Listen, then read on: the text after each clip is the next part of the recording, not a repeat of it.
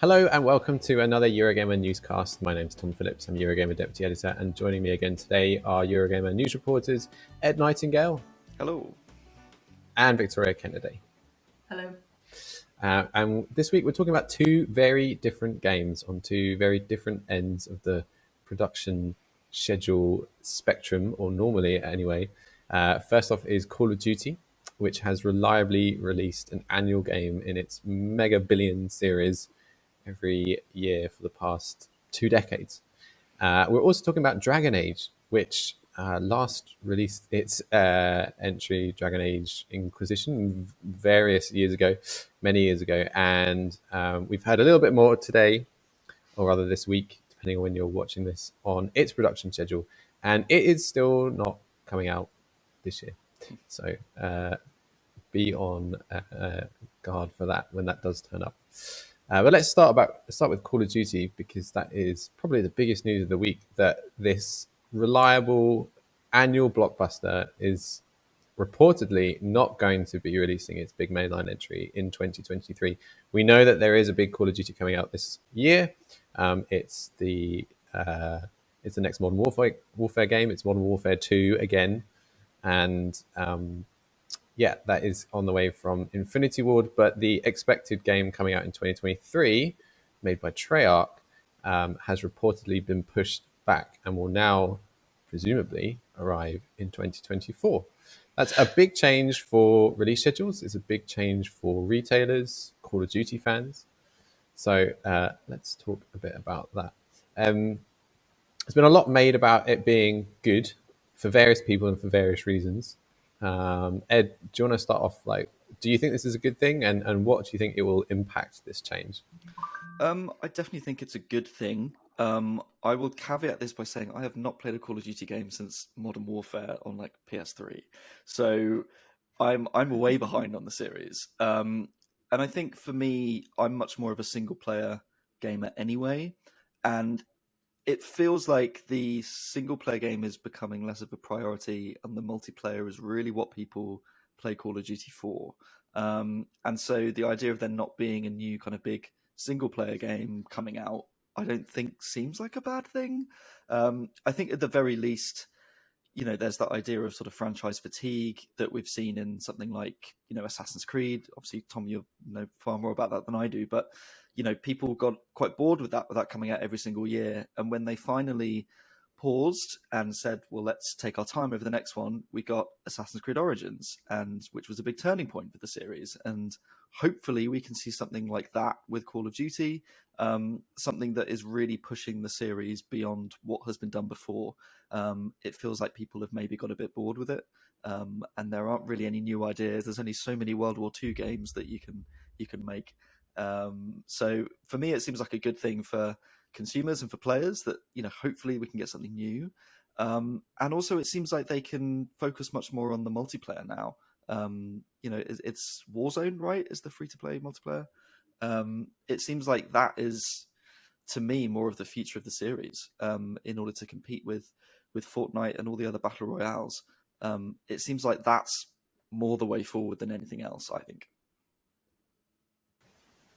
Yeah, I think so. The suggestion that Warzone will not only continue but actually be almost rebooted with Warzone 2, the reports suggest that is going to be the big future of the franchise. It's sort of surprising that they're going back to the drawing board and relaunching that again. How much of a clean break it is going to be between Warzone 1 and Warzone 2, we don't know yet. It's not officially been announced, but this morning, actually, Activision sent us through a new line on the report this week, which doesn't confirm or deny anything. It says, we have an exciting slate of premium and free-to-play Call of Duty experiences for this year, next year, and beyond.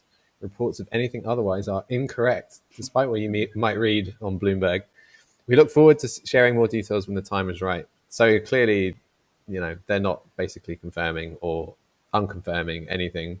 The Bloomberg report contained a lot of other details on the reasons for and against why an annual franchise for Call of Duty has made sense up until now. Victoria, obviously this comes amidst a wider picture of developments at Activision Blizzard, and we don't know exactly how much that has impacted it. But what are your thoughts on sort of the situation there? And clearly this is a very stressful time for employees churning out Call of Duty games nonstop. Yeah, I mean, I'm sure there is more going on behind the scenes than what we get presented with. Obviously, we don't know the inner workings of why these decisions may have been made. But I mean, a lot of the points that Ed has already made, I would reiterate. I think it's a good move. I think it'll be good for people within the company as well, if that does encourage, a better workplace environment for them, just to say, like, we're just going to, put the brakes on for a bit on this and give ourselves some time to breathe. Because, I mean, I have never developed a game myself. But I can't imagine churning them out every 12 months is an easy task, when you take into making the game and then all the promotions that go with it and like everything else that, finally leads up to this release date. So I definitely think it's a good move overall. And I also think from a consumer point of view, it's a good move because, I mean, I will admit I've not played a Call of Duty game in a couple of years, but from, generally they seem to have been quite underwhelming of late. And there are people out there who loved Call of Duty. Like I still have some very fond memories of Call of Duty Black Ops, and I would love to go back into that game if I knew it was going to be an experience that was really worth getting back into. But at the moment, I've got no incentive to do that. So We should say, obviously, Call of Duty is made by an army of teams. Basically, everyone at all of the Activision studios are making some form of Call of Duty, and those teams do rotate. But yeah, the pace of it, the annual release schedule has been unprecedented, and there will be people in marketing, PR, sales, Activision who have to work on these games every 12 months. Players have to keep up, and players have complained that previous games have been the support for them has been dropped too soon because the next game has come around, and that yeah, that is a real shame. Yeah, you mentioned Black Ops there, Victoria, and I would be remiss if I didn't say that you actually played that while you were pregnant. Is that right? I played that a lot while I was pregnant. That was like my equivalent of a craving, maybe. And you have a small claim to fame in this regard, don't you? Well, not a small claim to fame, a big claim to fame. I mean, yeah, okay, well, yes. I was on BBC Radio 2 talking to Dermot O'Leary about Call of Duty Black Ops because my son, who was born very happy and healthy, despite mummy playing lots of video games when I was pregnant with him, was very soothed by Call of Duty, and where standard lullabies would not suffice, he would fall asleep to Call of Duty Black Ops. So if I needed to get him to sleep, I would just enter a mission and he'd be lullabies. It was brilliant. Right, so it wasn't like the title music, it wasn't sort of the menu music, it was actually the noise of a match. The whole thing, it was just the frenzy of gunfire. He just, yeah. So it was a win-win because I got to play and he got to sleep. It was a nice little balance we had. Great. Wow. Well, Activision, if you're needing something to bring out in the meantime for Call of Duty 2024, then perhaps a range of baby pacifying Call of Duty noise devices. I don't know. Call of Duty ASMR. Wow, what would that be like? Intense, Weird. I imagine. Very weird. Yeah. Just some really gruff British people. I've not tried. I mean, my son is now 8. I've not tried it since, but he's since managed to self-soothe himself to sleep, so we're all good. To be clear, not by playing Call of Duty Black Ops himself. He does not play Call of Duty Black Ops, no. Give it a couple more years. We're more like Fogs in Mario Kart. Oh, Excellent awesome. choices. Yes. It is interesting so as well. Call of Duty. Sorry, it's interesting as Yeah, well. go that, on. Activision have said that this has nothing to do with the Microsoft takeover, and that hasn't impacted it. And I feel like it must have done. Like it has to have done in some way. Whether that's Microsoft saying we need to sort out this deal first, or whether them saying you need to work on different games, or there's the whole thing as well with the Raven QA team and them QAing the Call of Duty games and the sort of protest there. Like, there is so much wrapped up in this. I don't think it is a simple case of just, we need to spread the games out more. I think there is a lot of sort of internal politics that is likely wrapped up in this decision. Oh, definitely, yeah. I think that for Activision employees, what's been reported is that the Microsoft buyout has been something of a relief because, you're no longer just answering to Bobby Kotick and the shareholders. Bobby Kotick now has a boss for however long he stays at Activision Blizzard. Many may wish that is not that long, but for however long that he is there, that he will, in turn answer to Phil Spencer, who in turn answers to Satya Nadella. So, with those people in charge making those decisions, and whether this decision was made by Activision or Microsoft, Activision will be owned by Microsoft if the deal goes through by 2024. I think it is a more reassuring thing for Activision employees to not have like that pressure, that unrelenting, we must release a boxed Call of Duty game every year, which has been the case for so long. I can't think of another non-sports video game franchise that still does annual releases other than Call of Duty. Yeah, exactly. I was trying to think of actually the last non-sports annualized franchise that was out there, and I mean, Assassin's Creed used to be annual, but that stopped a while ago. I can't think of any, actually. Yeah. And that was a very similar decision when Ubisoft said, the quality is dropping, reviews are poor, we're not getting enough time to do QA and bug testing. They released AC Unity, the one set in Paris, and it was famously extremely technically bad at launch. And people had enough of the same thing every single year. So, yeah, I think it's a good move for Call of Duty. We do seem to be moving more towards and maybe 2024 will see something different. Yeah, we do seem to be moving towards that games as a service kind of model more and more. And for me, that does seem to make sense for Call of Duty, especially with Warzone and the focus on multiplayer. I feel like that, for me, seems to be the obvious future to the series. I'm definitely a single player person. So I would still appreciate a game every few years. I don't need one every year, but, I do. I'm a first, single player, narrative driven gamer. So, I mean, it would be a shame if they dropped that altogether. I don't think they will, but I do think that should still be an area of focus, just not such an intense area of focus.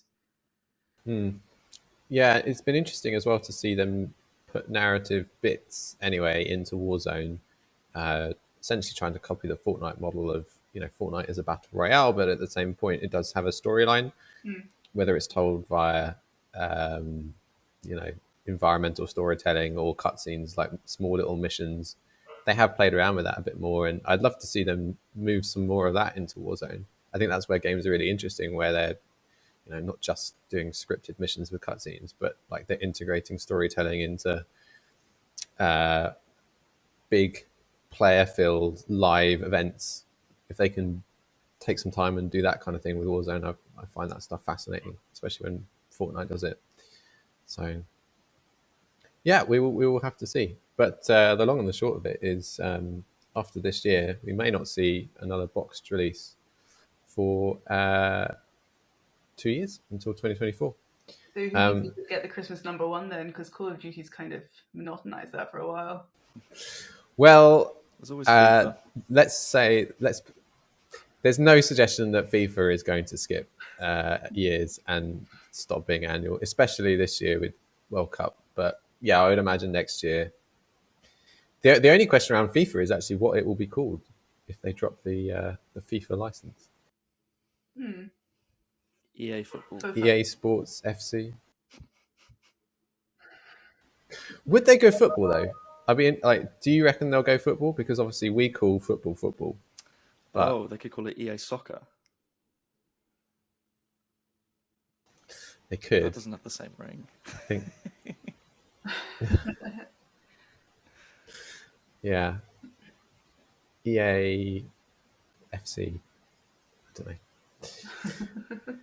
Yeah. So anyway, Call of Duty. A change seems to be on the cards there finally for a series that has had many, many entries and definitely looks like it needs a bit more time, which cannot be said for Dragon Age, which has had many years of time already.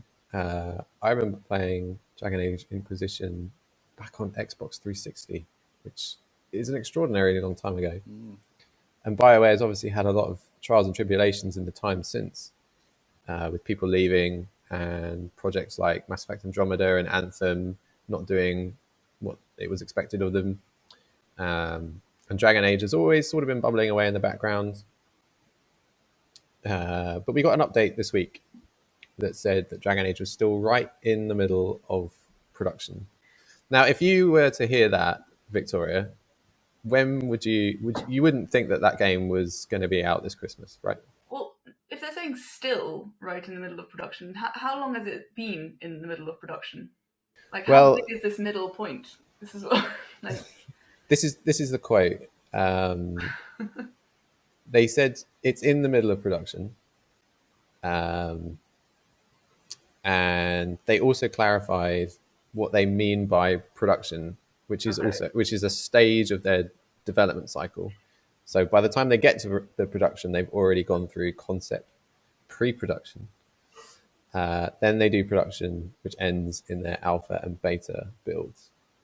They said that their blueprint was completed last year, and they're now focused on building their vision. It's not coming out anytime soon. You get that feeling, don't you? It doesn't. It's not really like, not even shout with optimism, but it's a very like blanket. We've addressed this point, but please don't ask us any further. It's ongoing. Like that's that. They've said something without really telling us anything. Yeah, it's sort of like that Activision statement that I read out earlier on.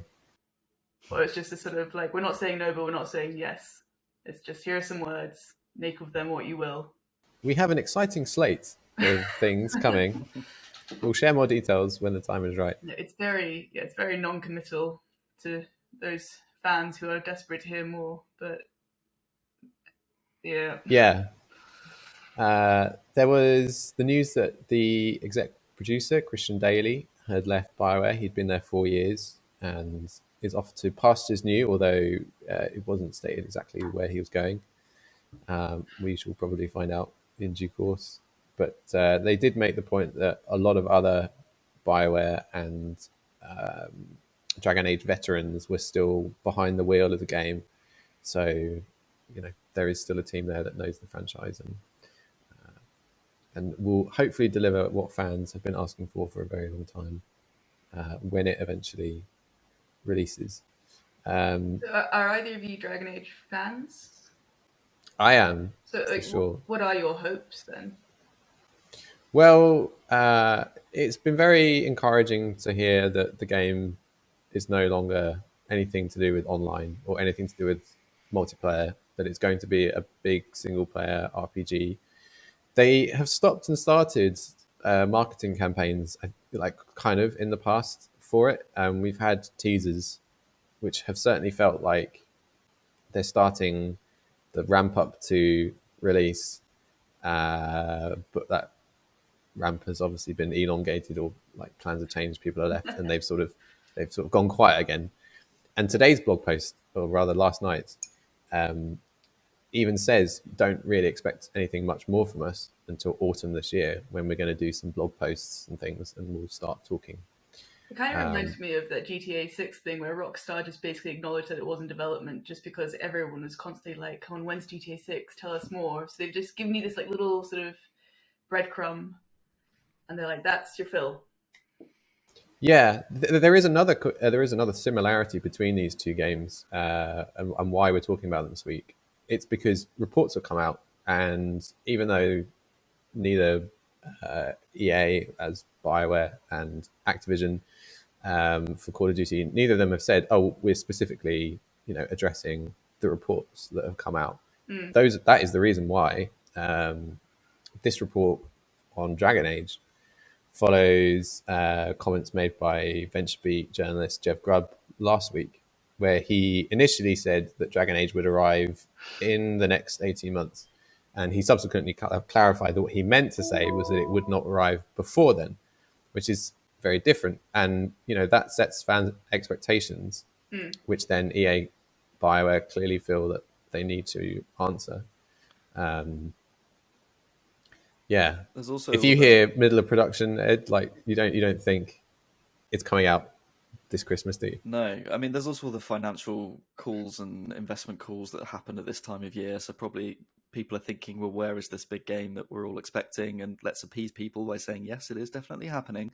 The idea of production, to me, looking at the structure that they outlined, it seems like they have a plan, but they don't have a game. They are literally producing it. They're sat there coding it to make something that's playable. And if they're only halfway through that there's not a playable game. And I don't know how long that takes, but it's definitely a while off.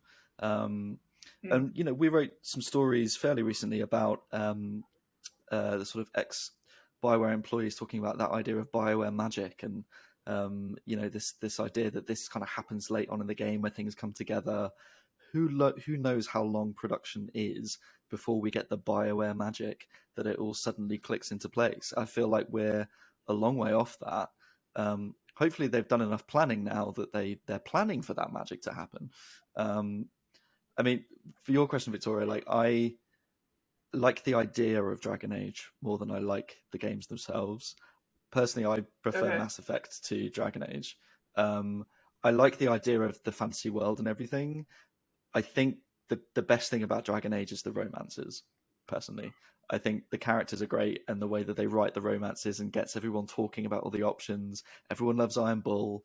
Like, that's great. But aside from that, I personally think Inquisition is a little bit overrated. I think the combat's a bit repetitive and the world and the story isn't necessarily that exciting. I'm much more excited about a future Mass Effect game. My hopes are still high for that, but I think Mass Effect is even further off than Dragon Age at this point.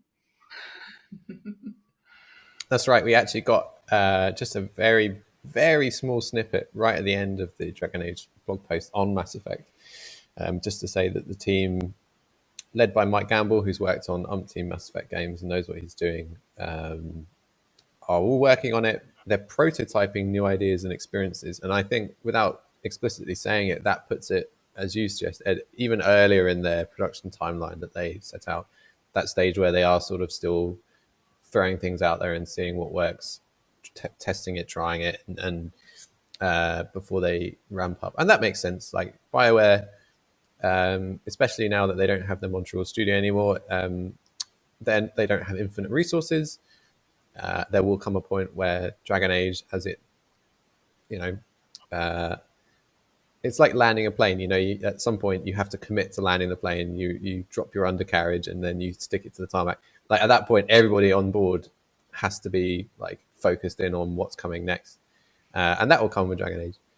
And Mass Effect has to take a second, has to take a back seat, and its turn will come. I'm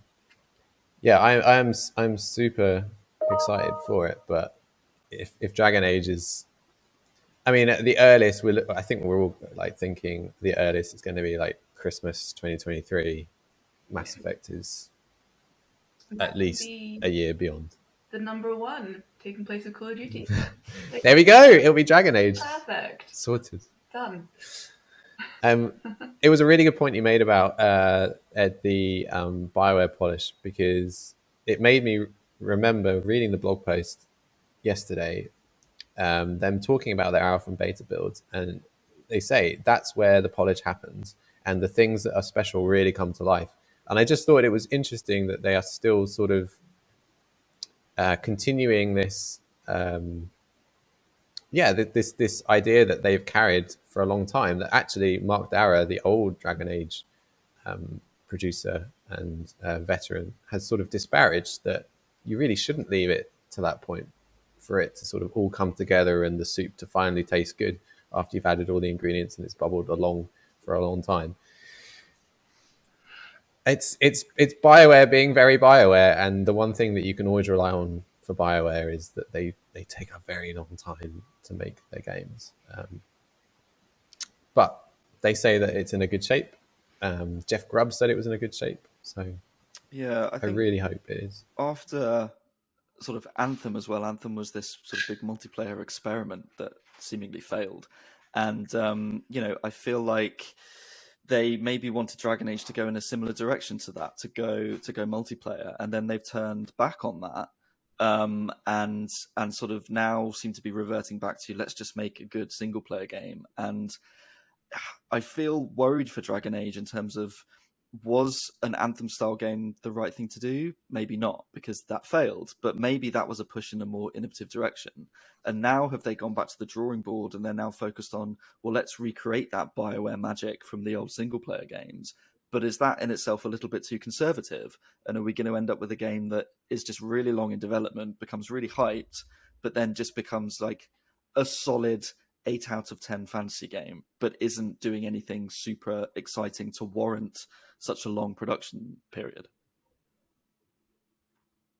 I really hope they just make that 8 out of 10 game. Just make that 8 out of 10 game. It's fine. Don't fuss about, like Andromeda failed in part because they spent so long on trying out new concepts. They were famously going to do like procedurally generated planets, a bit like No Man's Sky for Mass Effect Andromeda, and then they got so far along, realized that it just wasn't doing what they wanted it to do, and they scrapped it. And that was 18 months that they just had nothing to show for. And so, when you look at how long Andromeda took to make, it's sort of, 4 years or so between games. And yet, reportedly, the majority of that game was developed in the last 18 months, where they were like, quick, let's actually make the Mass Effect game now. Yeah, it's interesting though, because we've talked about with Call of Duty them moving towards a live service model. Fortnite obviously hugely popular, Apex, Warzone. BioWare is going the opposite direction, putting multiplayer to one side, knowing that fans don't want that, and going down the big blockbuster game route, which I guess is still extremely popular now. You just got to look at what PlayStation is doing with its first party studios. Yeah, gotcha. And also a certain game out this Friday. Oh yeah. Yeah. I was thinking about like PlayStation games, and I got very confused for a moment. But yes, I remember the game coming out on Friday. Yeah, Horizon was last week, but I was actually still thinking of like The Last of Us Part 3. Will it ever come? maybe. What do you want to happen in The Last of Us Part 3? I would like to see more from Abby and Lev. I think they had a good dynamic, and I think that they could potentially be like a sort of slightly mirror the story of Ellie and Joel from Part 1. So you've got the new kind of mentor and charge. But I could talk about this for a long, long time. I realize that's not the point of this podcast, so I will. Tangents are good. I just if they ever do a Part 3, I'm just very worried for Ellie. So maybe it's better than there isn't. Ellie was not left in good shape, was she?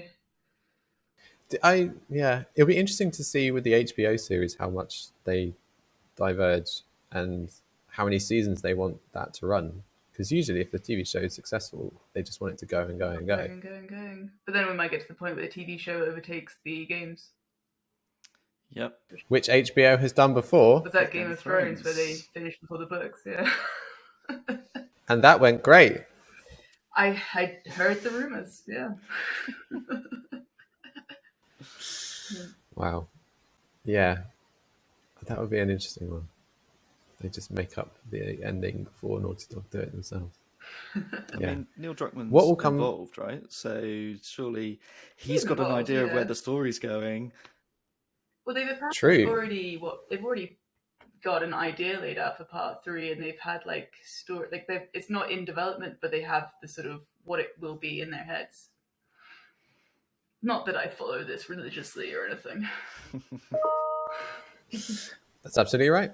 It's also absolutely right that George R.R. Martin was very much involved in the TV show, which then stopped listening to his plans and then carried on making the final season of Game of Thrones. I thought you were trying to segue back to the game releasing on Friday there for a moment. I was going to say, do you think he's had more involvement in the last season of Game of Thrones or an Elden Ring story? I think he's had equally little involvement in I was both. going to say. Yeah. But he makes for a great thing to have on the box. I just loved his sure. appraisal on the Elden Ring bus. Looks good. Yeah. George R.R. Martin. Yeah. Well, it'll be interesting to see what comes out first: Dragon Age or Last of Us Part 3. The Last of Us Part 3. Yeah.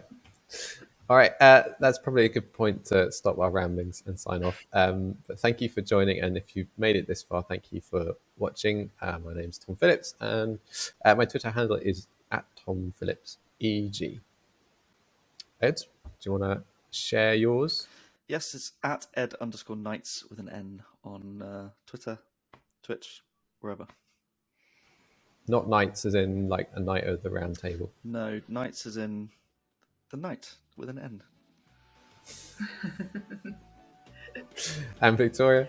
I am Lil Chop Shop Gal across various social media.